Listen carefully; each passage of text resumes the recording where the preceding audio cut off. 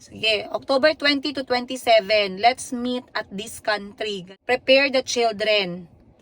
A month before that date, I will send all the money needed for that trip. And then ka, di ba? Bakit kailangan mo pang tumanggap ng sustento? Di ba independent woman ka, sabi niya. Sinabi mo independent woman ka, inulit-ulit niya. Para rin niyang, parang hindi ka rin nalalayo dun sa salita na kinakain mo, yung sinusuka mo. Bago ako uuwi ng bahay kasi ang dami kong ginawa ngayong araw and sobrang hectic ng oras ko. I feel so overwhelmed with all the responsibilities na kailangan kong gawin. Lalo na kapag nandito yung anak ko si Kuya Kahil from Thailand, guys. Talagang ang dami kong kailangan gawin. Talagang sobrang busy. So, alas 4 na umalis ako ng bahay. Feeling ko mga alas 10. Mga alas 10 ata ako umalis ng bahay, guys, para mag-asikaso. And ngayon mag-alas 10 na.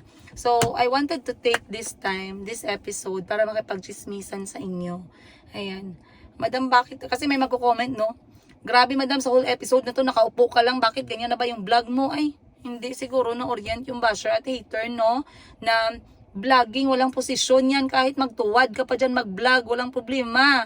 Diba? Minsan kasi we call out people without thinking, Huwag naman tayong basagan ng trip. Okay? When you say vlog, vlog is like a blog but using a video. Okay? That's why it's called vlog. Video blog. Parang ganun. And when you say blogging, it's just anything, It can be, you have a niche or something. Alam nyo naman sa buong buhay ko na nagva-vlog ako, I always share with you guys the story of my life, yung mga experience ko, bittersweet, mga negative, mga positive, mga maling desisyon ko sa buhay, mga tamang desisyon ko sa buhay, syempre. I won't say that meron ditong nag-i-exist na lahat ng desisyon tama, no? That's why I always mention to you guys yung mga mali ko kasi with all those mistakes I learned. But now it's 3:44 PM. I just want to talk to you guys kasi feeling ko na-miss ko yung ganitong klaseng pag-uusap natin. There's a lot of things that I want to talk to you. Ayan, i-check ko lang kasi minsan biglang nagsa-stop yung recording natin. So, 3:44 PM, nasaan yung mga anak ko at this time? I was out of the house para magkasikaso ng napakaraming bagay na walang gagawa kundi ako. Okay? Ang mga anak ko ay nasa bahay, they are resting. The weather is extremely hot ngayong summer dito sa Jensen. Hindi ko alam kung nasaan kayo na part ng Philippines, but dito sa Jensen, guys, sobrang init. Nakakapaso po yung init. I'd rather let my kids stay home muna, lalo na ngayon, sobrang dami kong lakad, hindi ko sila pwedeng isama.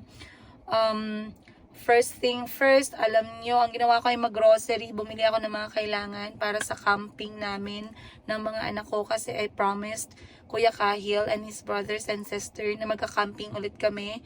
Nagustuhan ni Chico yon, by the way. At alam nyo guys kung ano nakakatawa. Kasi at first, I wanted to punish my children for being ungrateful. Okay? I wanted to make them realize that they are already blessed and fortunate. I don't care about their age. By the way, madam, bata pa yan, masyado kang seryoso sa kanila. Yes!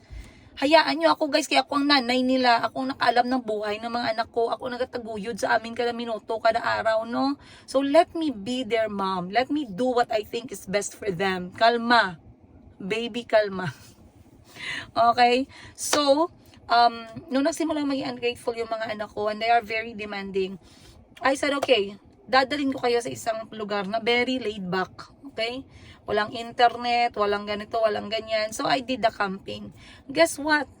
It was such a success na talagang hindi ko na siya nagagamit pang takot sa mga anak ko. You know what happened recently? Sabi ni Chico sa akin, pumunta sa kwarto, sabi niya, Mom, I'm bored! Sabi ganun. OA masyado yan si Chico, guys. Talagang ganun siya, no? Mom, I'm bored! Gumaganon siya, lalo na pag naka-off yung screen. They think that telling me that they're bored, nakukuha nila agad yung gusto nila. Alam niyo na sabi ko kay Chico, you know what happens when you're bored? I will take you to the mountain. Alam niyo nung sabi ni Chico sa akin, yes ma'am, take me to the mountain. Gumanon.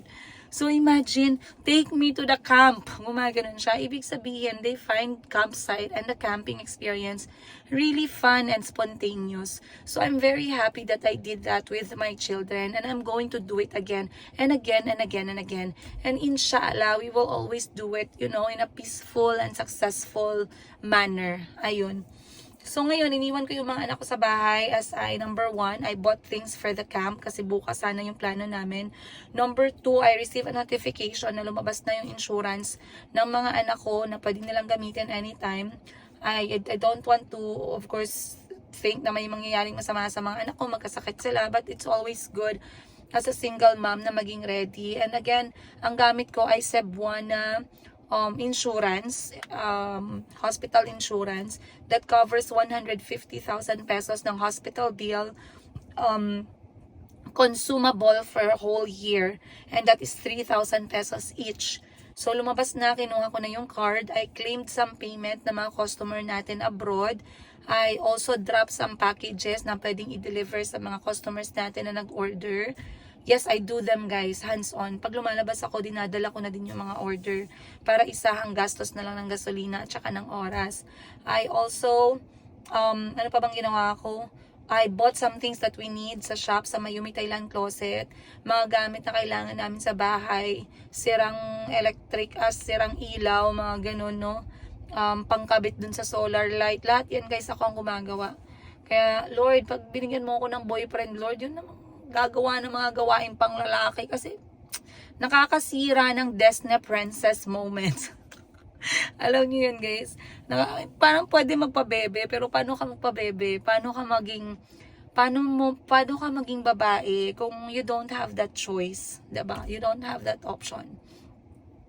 And speaking of that, kasi nga ito ay chismisan vlog to, no?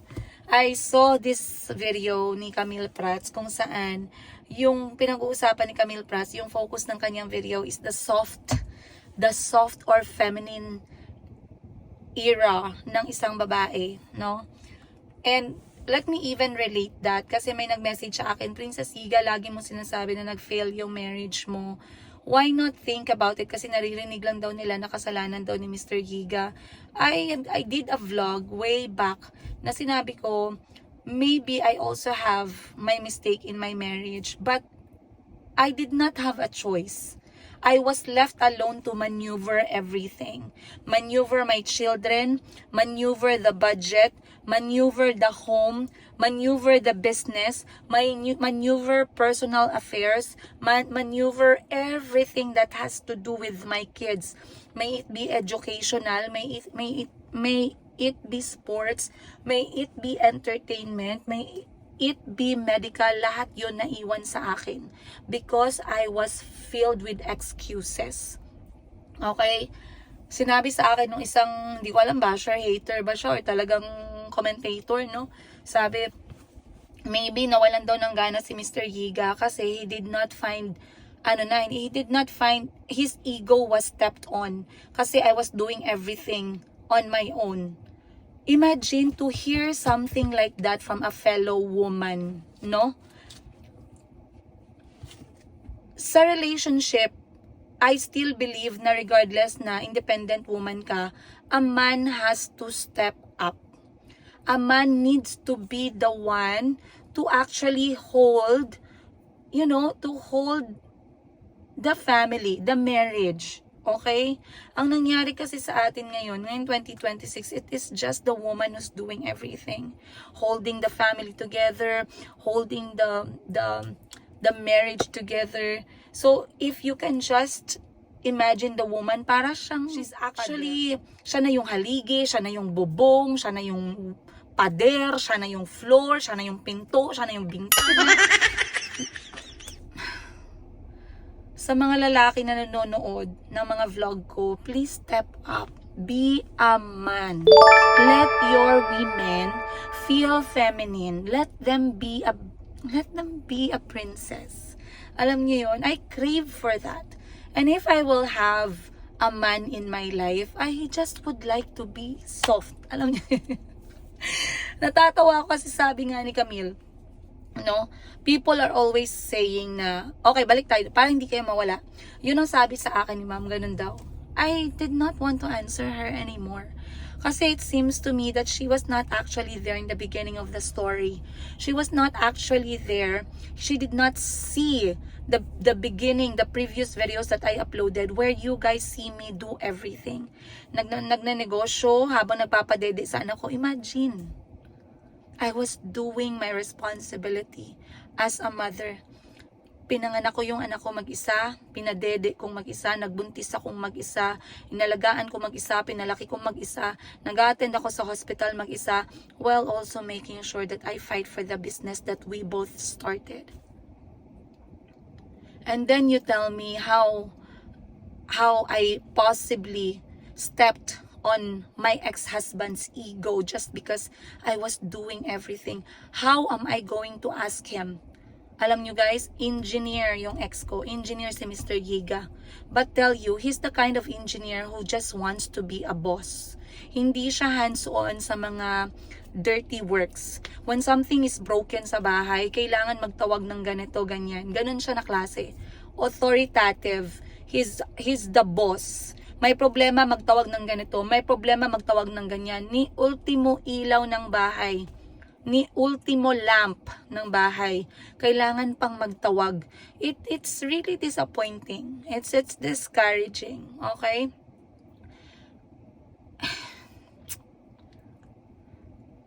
There was one time, I can remember, there was one time na kailangan kong iayusin yung lamp. And I asked him again and again and again and again, pero hindi niya nagawa. And I ended up doing it. And I did it, you guys. And then a lot of things happened. I told him to do this, yung pagdadrive sa mga bata. Kukuha ng driver, or i-drive ako sa palengke, kukuha ng driver. I mean, it's not only about doing things, you know, as the man. It's actually giving your service as the head of the family, as the husband, as the father to your wife and to your kids. Okay? So let's go to Camille Prats. Sabi ni Camille Prats, women these days, we cannot enjoy the feminine era, you know? Era. Hindi namin na-enjoy yung magpabebe. Hindi namin nag-enjoy yung maging Disney princess. Kaya bakit? Yung mga lalaki ngayon, guys, mas lalaki pa kami sa inyo. Ano pa ba ang kaya yung gawin na hindi namin kaya? Linte. Diba? I don't mean to, you know, to mean bad, but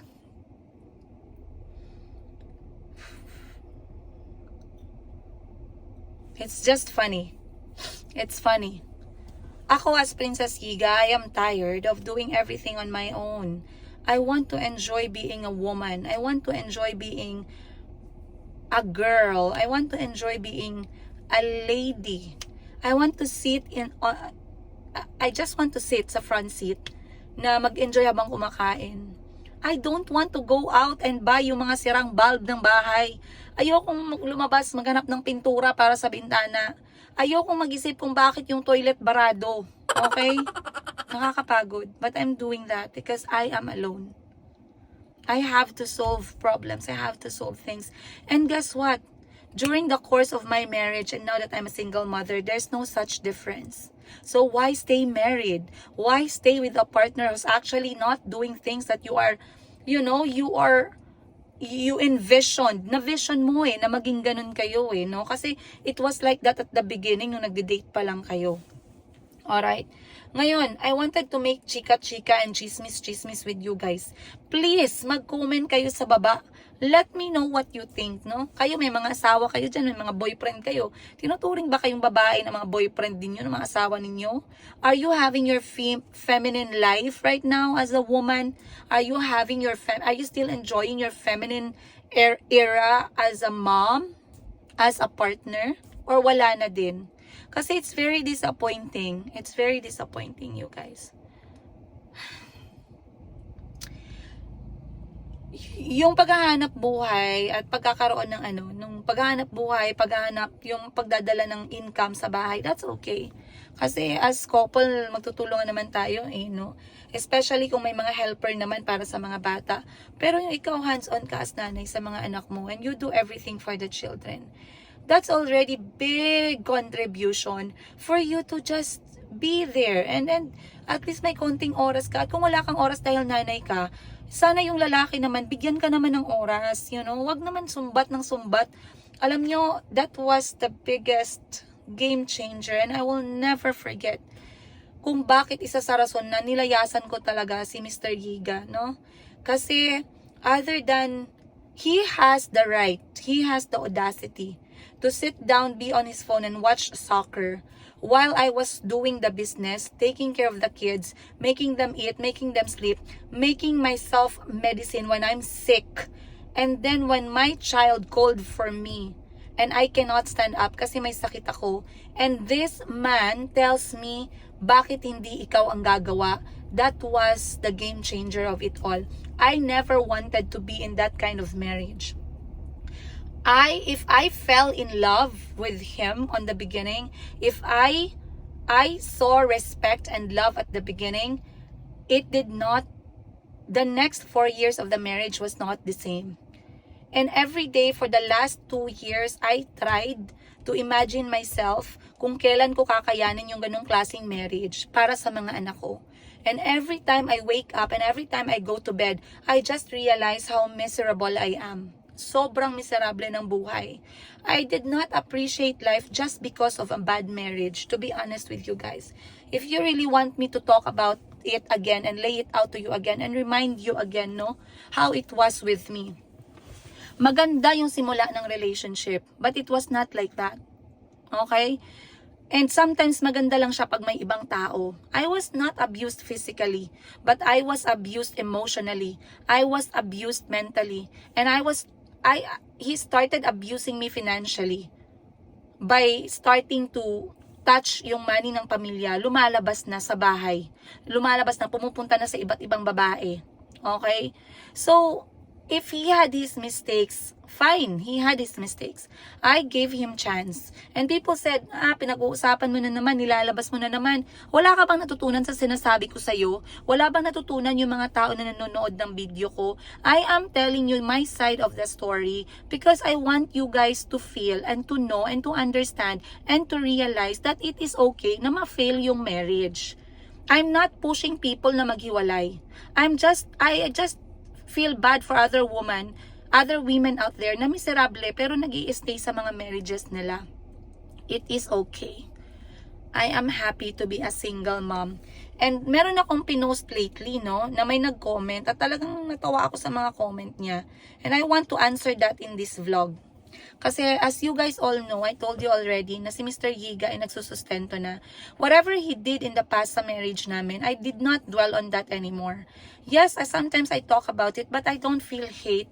I'm not angry with him for doing those things na naging reason siya para ma-break yung marriage. What I am angry, upset, and disappointed about is him not standing up on his responsibility as tatay ng mga anak ko.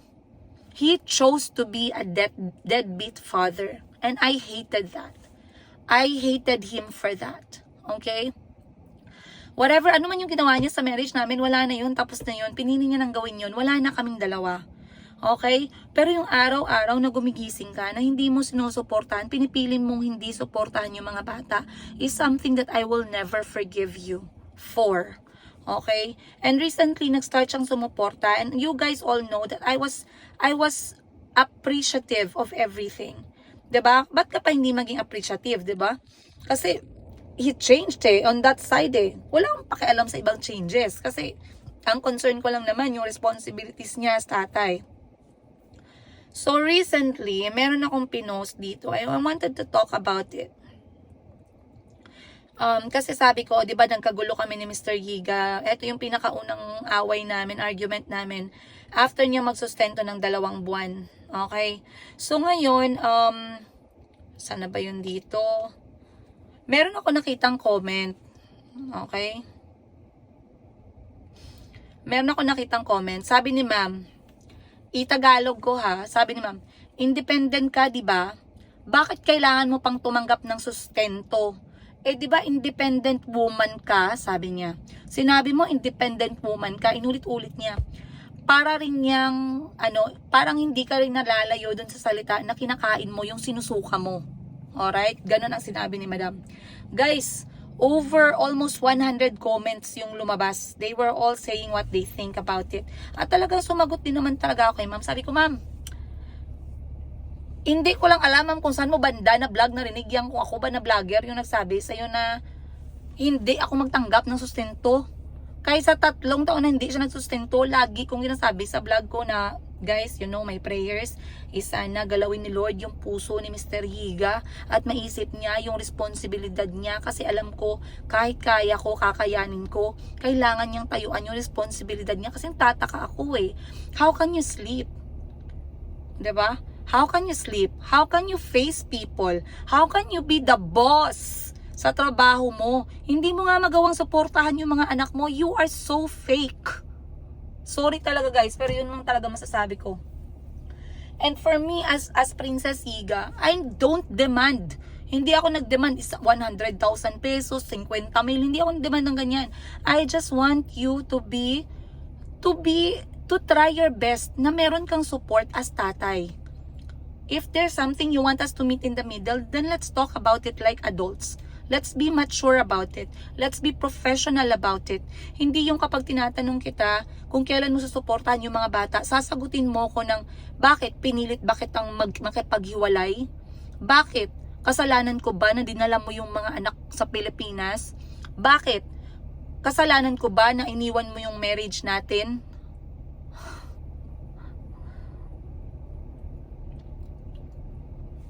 I answered atong nag-comment no regarding, sabi ko, ma'am, kalma ka lang ma'am, ba't ka gigil? Sabi ko gano'n. Saan na part nagsabi ako na hindi ako magtanggap ng sustento niya? Sabi ko gano'n, no. And so what kung independent woman ako? Independent woman is separate yan siya ma'am sa responsibilidad mo as tatay, as magulang sa mga bata, 'di ba? So ang daming nag-comment dito guys, sabi, 'di ba? Tatanggapin talaga yung sustento kasi mahal na lahat ngayon, pero walang balikan. Kasi sabi niya, sinuka, kinain ulit. Sustento yung tinanggap ko, ma'am, hindi ko tinatanggap yung lalaki. Okay? I don't care kung ano yung plano niya, kung ano yung nasa isip niya. My care is my children.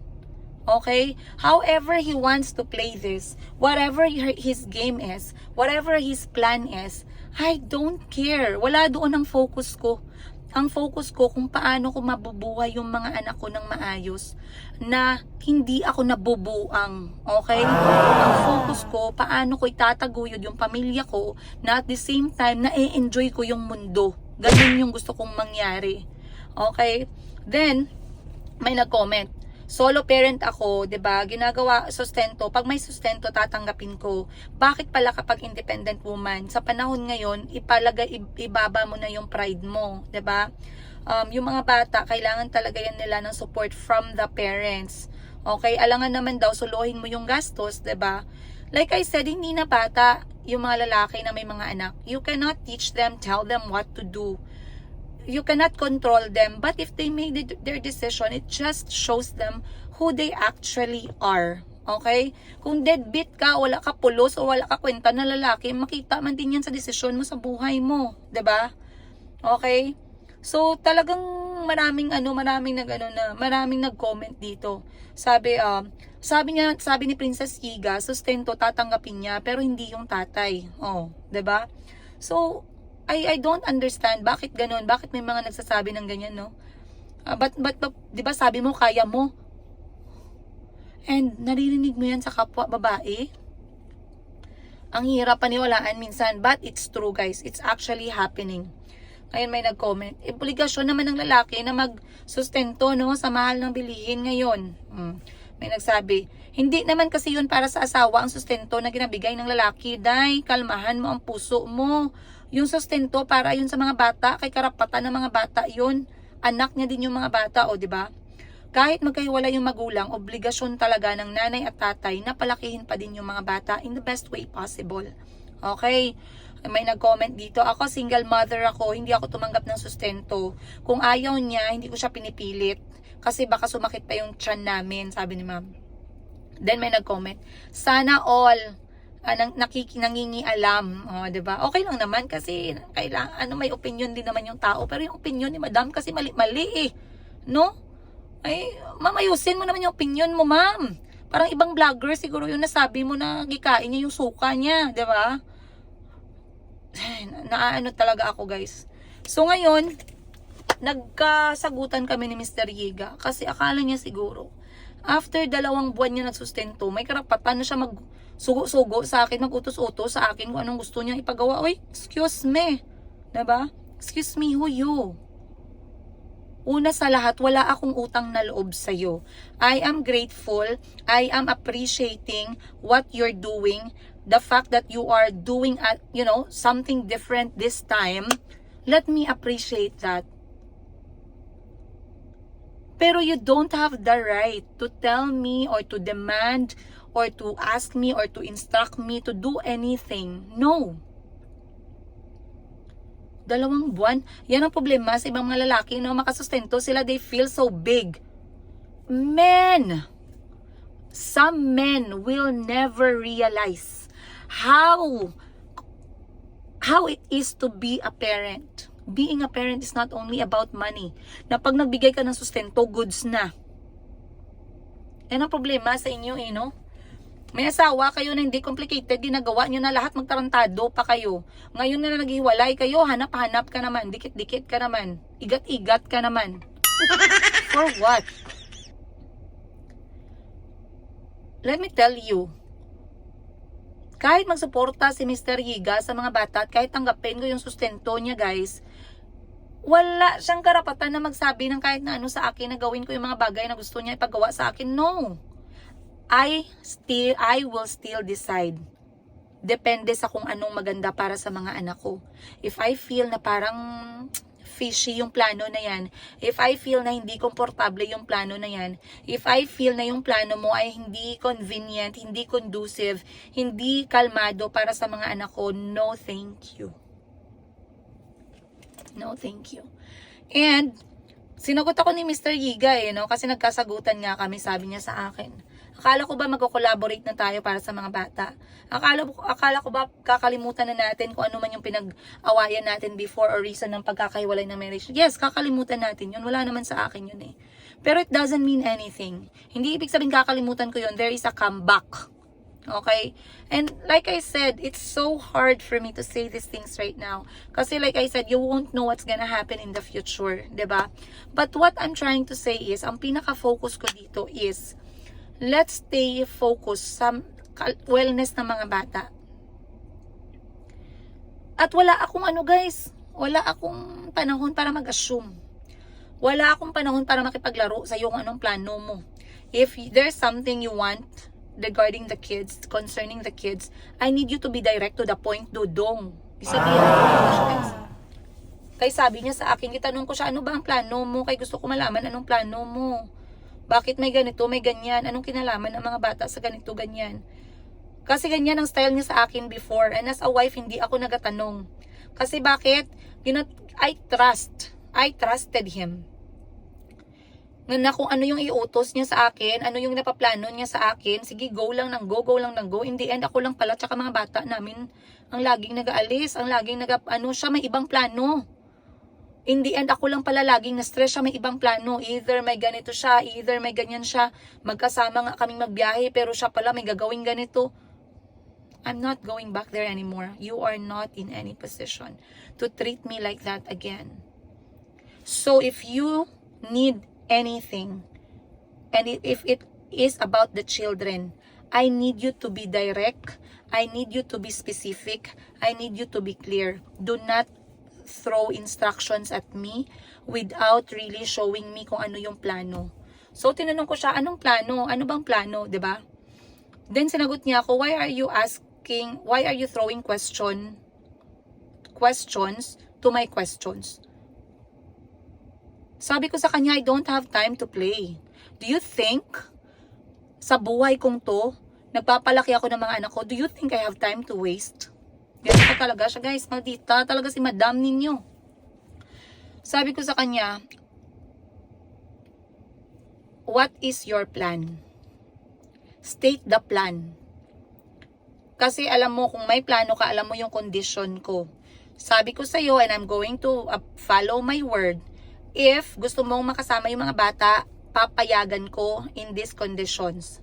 1, 2, 3. Simple. Wag mo kong anuhan, wag mo kong ilagay sa bubble ulit. Bubble na malabo. I'm not going to allow that.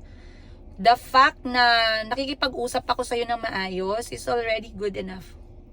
The fact that you don't hear anything from me, pagkatapos mong biglang sumulpot para magsuporta,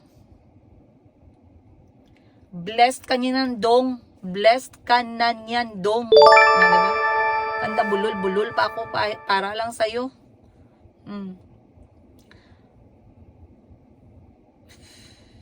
People think dahil nagsuporta si Mr. Yiga, madali na ang lahat. I am grateful.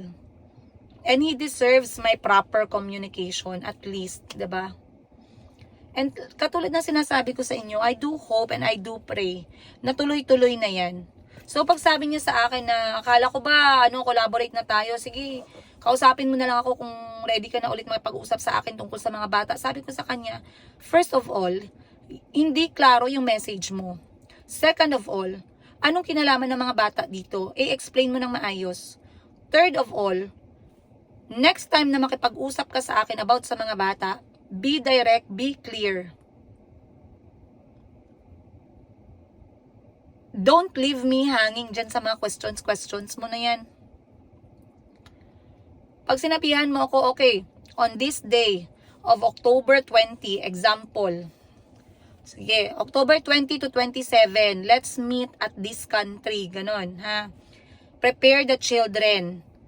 A month before that date, I will send all the money needed for that trip. Ganon. Ayusin mo. 'Di ba? Oh. A month before our meeting, kasi hindi naman talaga siya mag-book kasi hindi naman talaga siya marunong sa ganyan, no? Kung ayaw mo magbayad ng agent dyan para i-arrange ang everything, at ako din, gusto ko din i-arrange ang everything para alam ko, maplano ko kung ano yung safety ng mga bata, safety ng everyone, or kung saang bansa, mang Poncio Pilato tayo magpunta, okay. Siyempre may kasama pa akong isa, sabi ng kapatid ko, may isa akong kapatid na gustong sumabay, if ever, no? Ganyan, magplano.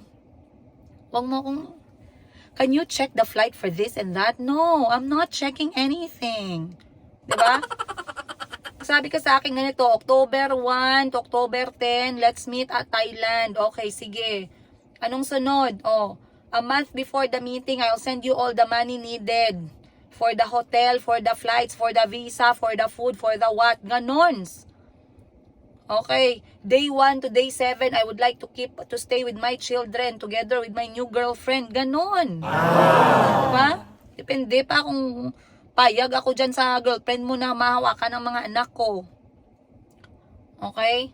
On this date, on that date. Ganon. On this day, I would like to talk to you about the kids. I want to plan their education, what not. Ganyan. Ganyan magplano. Pag sabi ko sa kanya, sabihin mo sa akin yung plano mo, then I will check and I will consider. Ganon talaga ang message ko sa kanya, guys. Alam niyo anong isagot niya? Nakita niya talaga na hindi ako nag-joke. I'm so firm. Oh, firm. Sabi niya sa akin, ang i-reply niya talaga sa akin, Princess, everything will be okay. Oh, sana. Dapat lang. Kaya I did not allow these things to happen para ma-stress. I allow these things to happen para madagdag yung pagkakalma ng buhay namin ng mga anak ko. If you are here, sabi ko sa kanya, anyone, sabi ko sa kanya, my energy is already covered para sa mga anak ko at tao na binavalue ko sa buhay namin. If there's anyone at all who's going to stress me and my kids, trust me, I'm going to drop this person immediately. I don't care. Sabi kong ganun sa kanya.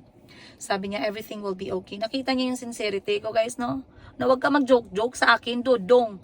Kaya andyan ka o wala ka, wala akong pakialam. Ganon. Maldita talaga ako, guys. Pag natistingan mo na talaga yung maldita talaga ako, no? Tapos sabi niya sa akin, Princess, everything will be okay. Alam niyo, reply ko sa kanya, guys. I pray so. Full stop. And that ended the conversation. You guys might say, ma'am, ginapublic mo. Kasi yes, ginapublic ko. So what? Kaya nga ako naging vlogger, no? Mahirap kasi i-public ko yung buhay ninyo, yung problema ninyo. Syempre, buhay at problema ko na lang i-public ko. Why not? Let me talk about it. It's my life. It's my problem. It's my problem. It's your problem. Madam, pinadamay na kami. Okay, stress na kami ka-advise kung anong gawin kung kami ang nasa posisyon mo ganito. Siguro gawin namin. Guys, don't get me wrong. I will say this again. Regardless sa problema ng buhay natin, regardless sa problema ng buhay na sa buhay ko, regardless sa challenges ng buhay ko na dinadala ko araw-araw, regardless sa hirap ko, okay, maganda pa din ang mundo.